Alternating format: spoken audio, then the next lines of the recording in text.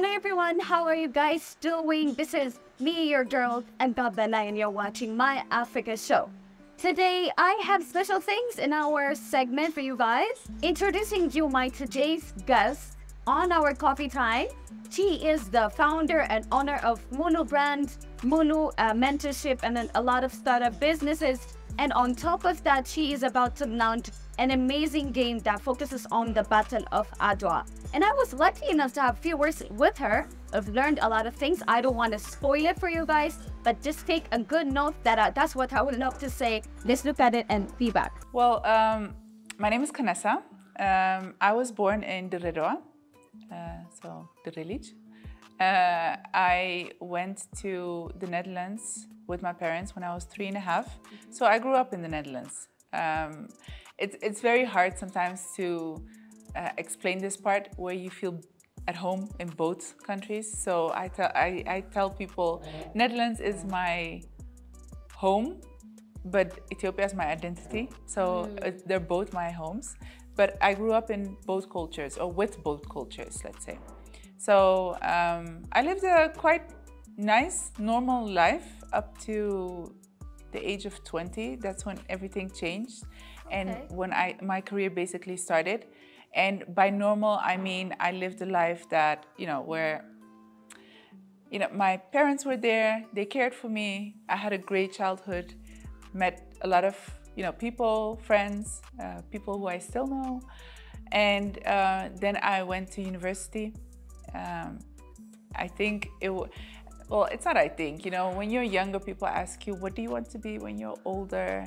And I had no idea at the age of 15, 16, what do you know? You know nothing. So you tend to lean towards the advice that people around you give you. And in my case, it was my parents. They asked me, why, well, they told me basically, why don't you just become a doctor or a lawyer? Well, I was like, a lawyer has to read way too much books. So that's not for me. I'm not a reader, I'm a listener. So I said, okay, if you would like me to become a doctor, I'll try. And I went to medical school. And I did what they told me to do. Not because I wanted to, it's just to make them happy. Because along the way, like during while I was in university, I just realized that this is not for me. The doctor thing. I realized that it was more of a status thing in our community than it was for the love of the love of it. Yes, and I was not feeling I'm a doctor. I didn't see myself as a doctor. I didn't want to become a doctor or have that title in my name. I didn't want all that. I wanted to be happy, and that's not what was going to make me happy. So I finished the bachelor. I got my degree, and I got the degree, and ever since that, I never saw my degree ever since. Wow. I know where it is, probably, I hope. But I'm not planning on using it or, working as a doctor ever. So let's dive into straight how you started your business.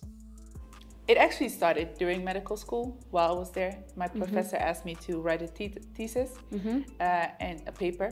So he told me like, okay, is there anything like a problem, anything that you can solve during your internship in your work field?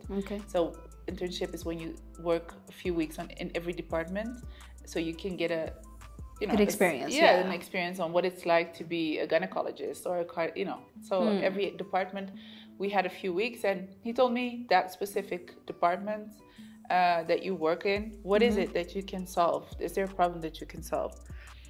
I said, okay. I went back to my work, and the first thing that I noticed, and this took a few days, that I noticed was that, yes, doctors mostly are men, but the rest in the hospital, nurses, assistants, anyone involved in the whole process, were women. And women, yes, they work.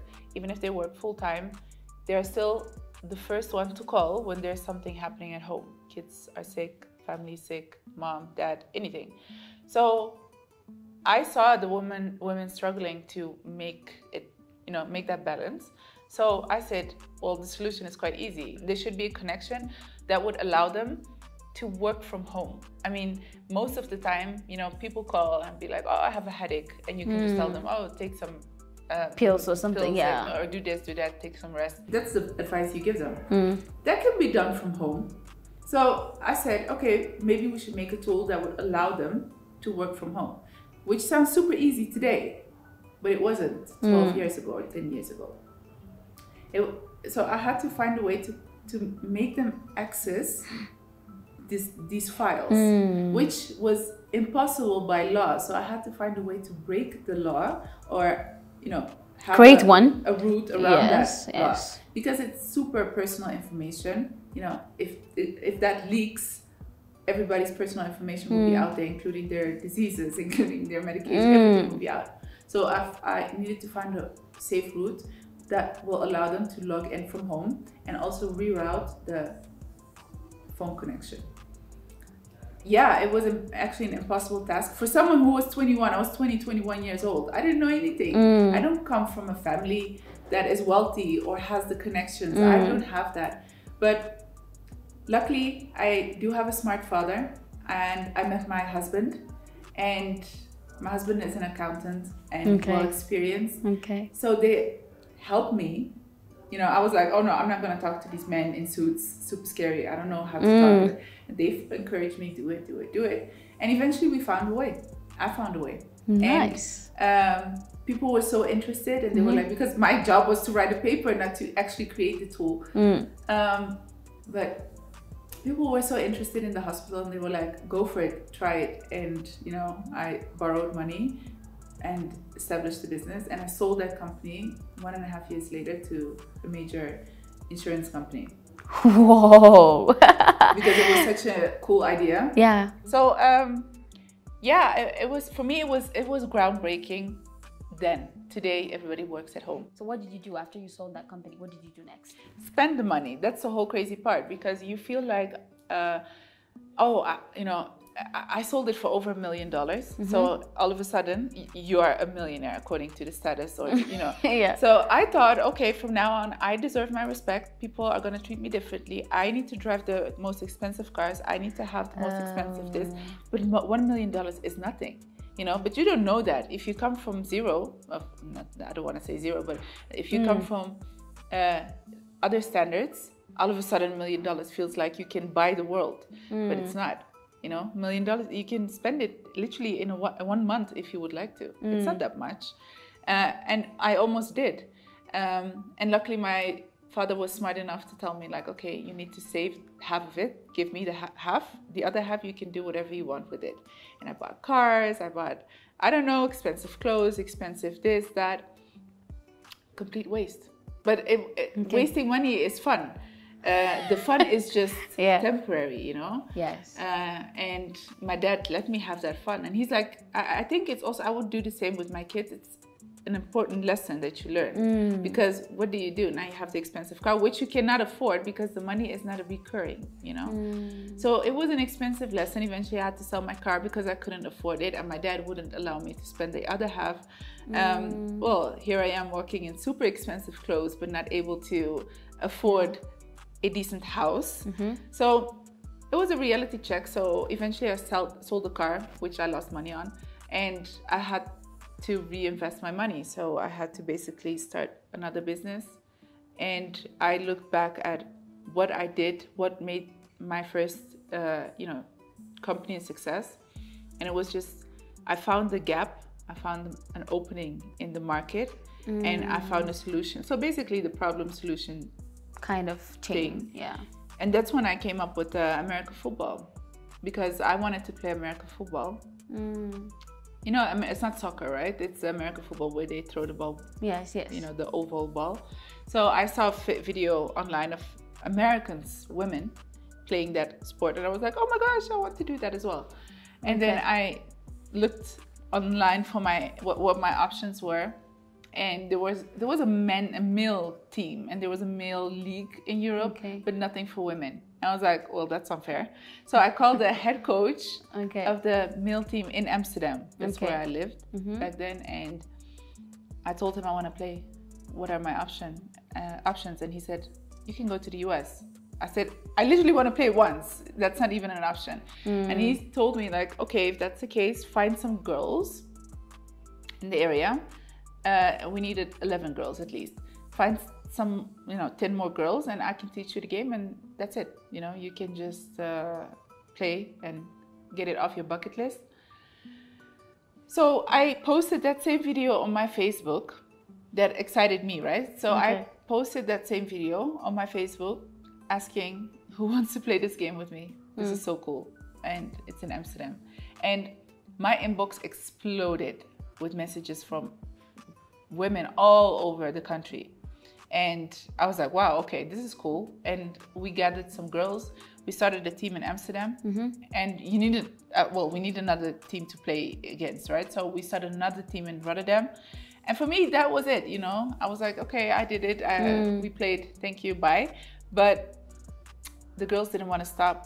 And I had to make a decision. Either I throw all this, away here or I continue. I decided to continue. It turned into a league. We played internationally, the US. Everything was involved, like the whole shabam when it comes to leagues.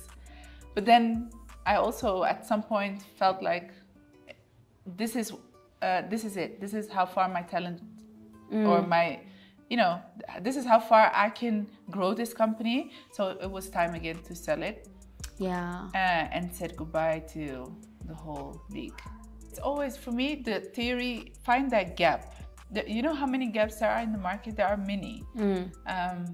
But the best thing would be if you find something that interests you personally. Exactly. Besides there are a lot of gaps. There are a lot of things that could be done better. There are a lot of problems that can be solved. I mean, with the American Football League, you can not call that a problem. But it was a demand. There was a demand. I created that demand on the spot by showing that video, who wants to play. Because before that, Europe never heard of American football, at least not in the women's sports industry. All of a sudden, the demand was created. And I created the problem, basically, and offered the solution right away. And people were like, okay, let's do it. So tell us how you start to involve in the fashion industry. So first of all, I still don't see myself as someone in the fashion industry because I don't follow any of these rules. The whole thing started again with a problem. So that's, if you listen to my stories, it all starts the same way. That is actually my strategy or niche, because people are like, oh, you're going all over the place. You started as a medical, like a solution, then it was sports, then it was clothing. No, the pattern is the problem that I find and interests me. So I have a plus size brand. I make clothes like these. These are very comfortable, very stretchy, and just, something that suits my lifestyle. Yeah. And that's also how the brand started. I was a plus size woman all my life. I lost weight recently, but before that, I was plus size. And I couldn't find clothes. That's it. And I was facing that problem in my personal life. I was a weightlifter and I was gaining weight after my first pregnancy, and I was already an extra large. And I knew that was the biggest size in stores. So after my delivery, I knew I was doomed because I didn't have proper clothes. So while I was on maternity leave, I said, why not just create my own brand? Why not brand, create my own clothes. I wasn't thinking of putting it on the market. I don't know anything about the fashion industry, never worked in it, still have no interest in the standard fashion industry rules. I don't follow these rules. So I made my own clothes. I started wearing them as a plus size woman, and still the offers are limited still till this day. So people noticed my clothes, because it was more colorful. Now I'm more into the neutral, simple plain colors, but back then it was full of color, and that was impossible to get. So women were asking me all of a sudden, where did you get this? I want one. And I started producing for them as well. And before I knew it, it started, turned into this brand. Now we're selling in over 10 countries, by the way. Wow. I bought the manufacturing company itself. So we produce for other brands as well. White label manufacturing for other brands. Yeah, it's again, I found the gap that interests me, that I had the problem myself. that I was facing. Starting off a new business, even though that specific thing that you're trying to produce and provide for the market, even if it's something that is related with your problem, obviously there's going to be a lot of challenges that you face while making that come true. So what were like those major challenges that came on your way? There are a lot of obstacles on the road. It would be so strange to not expect any. Some people start new businesses and be like, oh, I faced a challenge. Well, duh, of course. You didn't expect You that. were supposed You thought it would be a smooth process. Yeah. Expect the unexpected, you know. I know it's a cliche thing to say, but, you know, to give you an example, before I sold my first company, like I said, I lived off of $900. I had no idea what I was doing. I lived in a dorm, like, you know, student housing. And the first 3 months, I worked myself into debt because I went from the comfort of my parents' home, they paid all the bills and everything, into moving by myself, you know, on my own. The first 3 months, I was living life, and then my rent bill came, and I was like, oh, I don't have enough. What do I do? And I couldn't pay, and then there's consequences to that. So I got into debt. The amount was so high for me. I was like, oh my God, what do I do? Because at the end of the month, after I paid the rent and everything, I only had $100 left, $150 to $100, and I still had to buy food. From that $150, I had to pay off my debts. So something that was created in 3 months took 2 years, something like that, to pay off all of a sudden. And then I started to realize, oh wait, life is more than just, you know, partying and enjoying. I have to work for something that I want. What kind of personality got you through those challenging moments? I would advise to just stay yourself and stick to what you believe in. You believed in that product, make sure that the product is good first before going on convincing people. Open your mouth and tell people, I'm the boss, I'm this and that. Make sure the product is good, because I know it's very tempting for starters to be like, oh, I'm the boss of a successful business. Doesn't matter. It's absolutely not important. It's the product that needs to tell us if you are the real boss or not. So let's say if I sell these clothes and it's horrible quality, cute that I'm the boss, but I'm a boss of a failing company, basically. Also be open. It's so strange that people think, well, I'm the boss, I don't need to learn anything. No, you don't know anything. That's the whole thing. It's a learning process. Ask questions. Humble yourself and be like, oh, I didn't know that. Even though I'm in the fashion industry, I don't go to these standard fashion shows where people are, I don't like that. But I need to learn, I need to understand. I need to be a newbie there and be like, oh, I don't know how this works. Tell me, I need to learn. I just heard that you are going to launch your brand here in Ethiopia. Am I right? Yes. So tell us about that. Yeah, so Africa is an interesting market, you know. I'd like to use the opportunity. Africa is portrayed like the third world country where people don't have money, and I'd be like, well, keep believing that until I launch, be successful, because I don't see anything of that. The third world country by now, I feel like the US is more of a third world country than Africa is, the continent. So I think there's the future is here. People changed. The new generation is not the same. People spend money on luxury. They want luxury. They want to feel good. They want definitely, you know, they want to stand out, and they feel like they can. So yeah, I feel like Africa is an amazing market for the next step. I even like to withdraw fully one day from the European market at some point and only focus on Africa and Asia. But matching the African market, it's catering to what they've been missing, making their life easier, because it's a different lifestyle than Europe. So the way I present it in Europe is like, you know, you have a busy life, you need, you know, you want something for your work, you go to the gym, that's their lifestyle. African women do other things, or men do other things. Your day looks different than the other people on this planet. So it's just adjusting to, like I said, finding that gap. What is it that in their daily life that they're missing? And how can my clothes help them make their life easier? That's what they're all about. So moving on, I have mentioned that you also involve and you have this Mulu mentorship. Yes. mentorship called Mulu. Yeah. So let's talk about that. I started January. I started mentorship where I teach others to start their own businesses or at least create a life that is that makes them independent and have an income outside the regular job market, basically, or start a large business, large-scale business, if they have the money to invest in that. So I mentor them.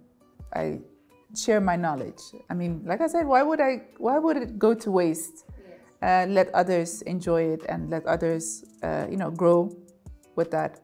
So yeah, that's what's my next goal, my next steps in life. I will not easily start a business anymore, although I do have one. There is a mobile game. Did I tell you about that? I knew it. Did I tell you about it? And I was really looking forward to ask you that question. Yeah, we'll get to that. But the mentorship was is actually just something that I would like to because in the beginning I mentioned that my father and my husband were my support system, and then I have my mom also supporting me. Without that, I don't know if I don't want to say I would have stopped or never done this, but it made things a lot easier for me. So I could fill that position for people where they tell me like, oh, I'm facing this, and be like, no, it's not that big of a deal. Just do that and move on. So I have the connection, I have the experience. Like I said, now it's time to share. So let's talk about the game. Let's talk about the game. So the game is actually something that is a passion project. Okay. This is the first business where I don't work myself. Like I don't do anything. I am just a leader. So it's like a mentorship, but for myself. Mm-hmm. So I hire the right people that build the game for me, and the game is it's a battle royale game based on our Adwa history. So I came up with that idea because our country or continent in general, a lot of young people suffer or struggle to, they still follow this route, going to school, university, college, and then try to find a job, but they can't, simply because the economy doesn't allow them. And I know in Europe, they already let go mostly of that rule, of that style of living. And young people make a living through alternative ways. Online, on YouTube, social media, drop shipping. I don't know, there are many ways, affiliate marketing, but also gaming. And I felt the young adults in our community could really benefit from having a game that is play to earn, where they play, and while you play, you can earn money. And I'm talking about real money. So when at Battle Royale game, and I'm not a gamer here, so excuse me if I offend real gamers here, but the Battle Royale is a plot at land that gets smaller, but with the same amount of people. So you have to fight at some point to win, and you're the only one. And if you win, and you play against all these professional other players, you will win money. You earn basically the money. So, nice. And this is really a thing, 16, 17-year-olds around the world, in the Western world, make millions. Wow. Just by playing game. I'm not saying we're starting by offering millions, but we can head there. Direction. Yeah, I mean, if we have millions of players in Africa only, why can't we do that? Yeah. Yeah, we can have our own system. And I love our Adwa history. Africa is always portrayed in a losing position, and Adwa is actually one of that history moments where we didn't lose, we actually won. And the fact that it's based on our Adwa history makes it even better, because that's the only part or one of the biggest moments, let's say, in our history where we are portrayed as winners instead of losers. Because everything about Africa in the media, especially towards the Western world, is about losing something or being poor or being anything negative, actually. And this, for some reason, is a part of history that they suddenly don't remember or don't want to talk about. So I think it's just a good start. Yeah, I think it's a good foundation to build a game on, especially because it's a battle game also. And it's called the Battle for Adwa. I wanted to make something as a gift back to my community. Like, here, you can have this and be proud of yourself, but also make a living for yourself. So it's a love project for me. That's really nice, and I wish you all the best. I am definitely sure that we will meet again at the launching program. Yes. Yes, definitely. Like, I'm already excited. You have no idea. Yeah, me too. Me too. Yeah, again, good luck, and thank you so much for your time. Thank you for having me. You know, if you ask me what is it that you have learned in your stay, it is that sometimes you have to be able to understand the gap that there is in the market, and you have to create that product or service that will fill that gap. Or if you're a type of person that doesn't want to go through that process, you are able to create the demand for something and be the supplier for it. And she is able to do that. She's creating that demand for African-based products and services, which she should be appreciated for. And I hope you guys got that and such kind of views from our state. This week, we will be spotlighting a very resilient, bold model, international model, that I feel we will learn a lot of things from. Her name is Donia Luna. Born under the rainy season, 31st of August 1945 in Detroit, Donia grew up in a working-class family. While attending high school, her interest in art started to grow, and because of her striking beauty and tall stature, set her apart from a young age. We all have that turning point where our life changed dramatically, and for Luna, it was when she got discovered by a photographer, David McCabe, which led her to move to New York City to pursue modeling. Luck was on her side, and she quickly gained attention for her unique and delicate look. But in January 1965, everything changed. In that specific year, she appeared on the cover of Harper's Bazaar, high influential American fashion magazine. A year after that, she wrote her name boldly on the fashion industry by becoming one of the first Black American models to appear on the British Vogue. You know, like, we human beings are special the way we are, but like when we understand our potential and align our energy with our purpose and inspire people to become someone better, you know, that's like the beautiful thing or the beautiful part about life for me.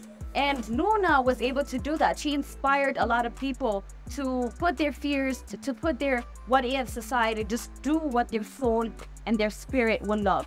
As a model in the 1960s and 70s, she faced a lot of racial discrimination, cultural isolation, because she needed to move to Europe to find a better career opportunities, which she did, but she faced a lot of loneliness. She felt lonely because she needed to move. She was away from her families and her loved ones, which causes her to be depressed and you know, anxious and stuff like that.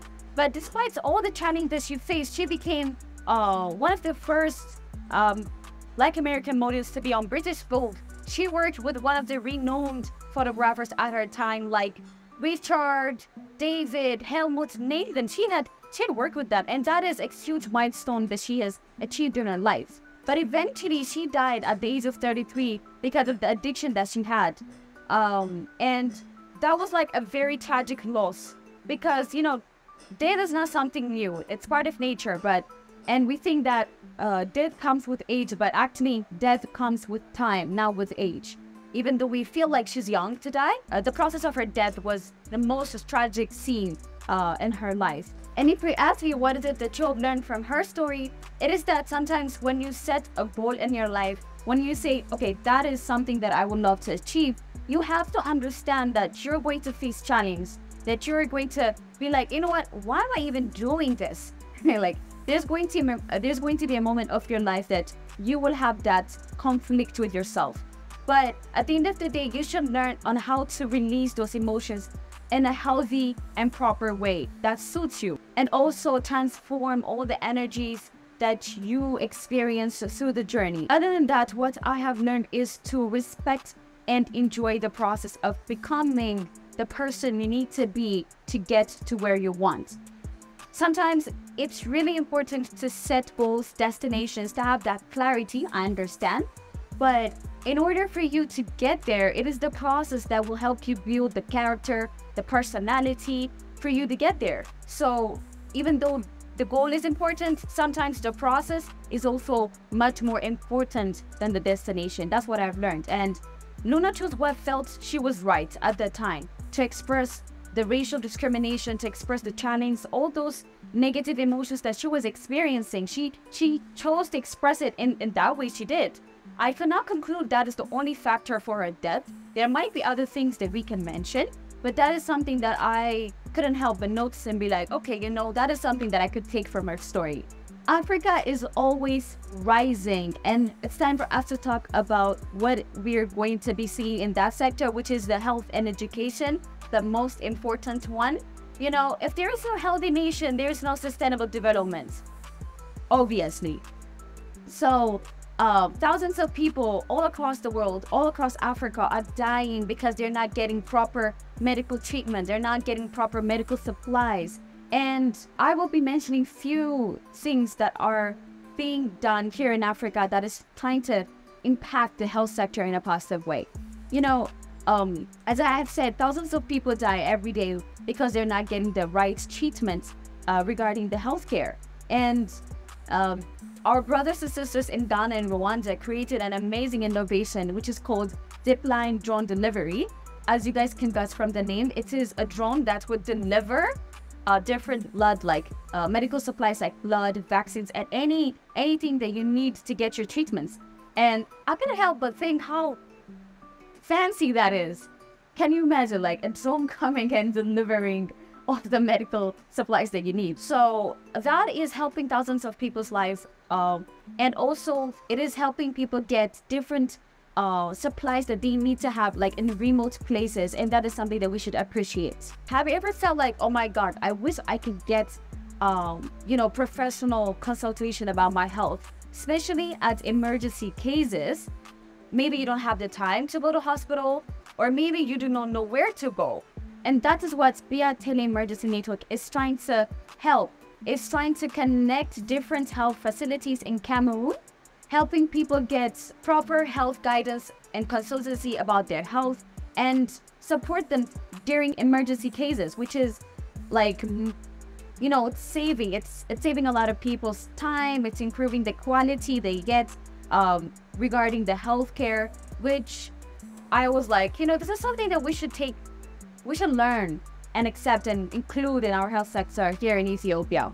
And speaking of education, when we say every person in the world should be able to go to school and learn, right? Be able to write, be able to know how to read. It's not only about that, but also it's also about the experience that they get through the exposure of going to school. All the passive things that they learn, like teamwork, problem solving, expressing themselves, communicating, socializing. All those things are something that we can get from the education sector. And the Ghanaian government is working aggressively in creating free senior high school education. So what it does is that you don't have to pay to have that education. All you have to be is just be able to learn. That's it. And that's something that we should appreciate. And helping a lot of people free themselves from financial barrier and still be able to learn and be part of that education system. Other than that, there are a lot of things that make the education system much easier, and technology is one of it. When we talk about the influence of technology in the education system, we can mention Nigeria. They are intertwining technology and education and making the educational system much easier. For example, U-Lesson and Tutoria.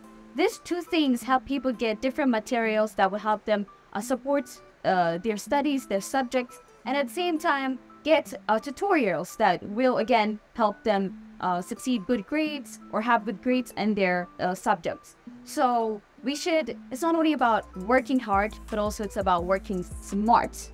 And that is something we can learn and appreciate from those countries that we have mentioned above. All right, everyone, this is what I had for you guys this week. I hope you guys enjoyed it. Thank you so much for watching. Please let us know what kind of things we should talk about next week. Feel free, let us know what you guys think on our short SMS 6121. And as in for our digital media audiences, go below this video, write what you think. We'll take you guys and be back next week at our time. Thank you so much again for watching. So see you guys next week.